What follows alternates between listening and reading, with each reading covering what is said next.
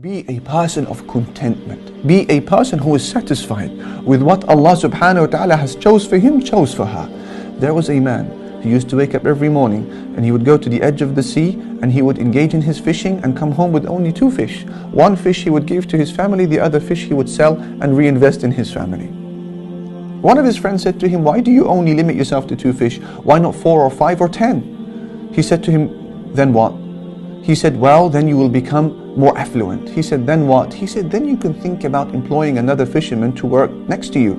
He said, "Okay, then what?" He said, "Well, eventually you can amass enough money to invest in a boat and bring you even more fish." He said, "Okay, then what?" He said, "Then you can invest in a fleet of boats." Can you imagine? And you will become even more affluent. He said, "Then what?" He said, "Then you can think about opening up your own fish store in town." He said, "Then what?" He said, "Then maybe you can think about expanding and having a franchise of shops." He said, "Then what?" He said, "Then you become a multi-millionaire." He said, "Then what?" He said, "Then you have peace of mind." He said, "My brother, I am already at peace." La ilaha illallah. In other words, why do you need to take me to the other side of the world in order to bring me to a destination that I have already arrived at? I'm already happy with what Allah has given me. I don't need any more.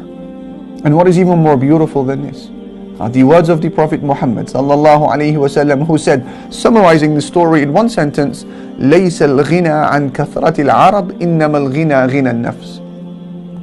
He said, being rich and prosperous and wealthy is not about having a lot of money, a lot of material possessions. No. He said, being prosperous is when your heart is content. That is when you are rich. When your heart is content. Allahu Akbar. Brothers and sisters, we are travelers. You are a traveler. You and I are passers-by in the life of this world. And as a passer-by, as a traveler, how many extras do you need? Much of the things that social media and TV has convinced us that we need are in fact extras that we don't need. And as a traveler, how many extras do you want to be carrying on your back? Lightest will be quickest on the day of judgment. Take that as a rule.